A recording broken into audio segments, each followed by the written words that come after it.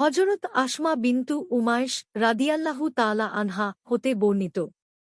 তিনি বলেন, আমি রসূলুল্লাহ সাল্লাল্লাহু আলাইহি ওয়াসাল্লামকে বললাম, হে আল্লাহর রসূল, ফাত্তিমা বিনতু আবু হুবায়শ রাদিয়াল্লাহু তাআলা আনহা এর এতদিন ধরে ইস্তিহায়া অনিয়মিত রক্তপাত হচ্ছে এবং সে এটাকে হায়েজ মাসিক মনে করে নামাজ আদায় করছে না।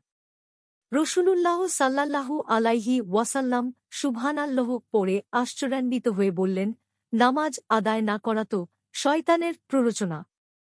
সে যেন একটি গামলায় পানি ভরে ওতে বসে যায়, তারপর যখন পানি পীত রং দেখে তখন অন্য পানি দ্বারা গুসল করে জুহর ও আসরের নামাজ আদায় করে।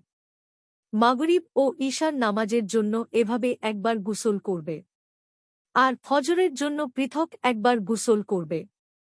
এর মাঝখানে অজু করে নিবে। আবু দাউদ ২৯৬, আশ-শামারুল মুস্তাত্তব ৩৫ নং পৃষ্ঠা। মিশকাতুল মাসাবিহ ৫৬২। হাদিসের মান সহিহ।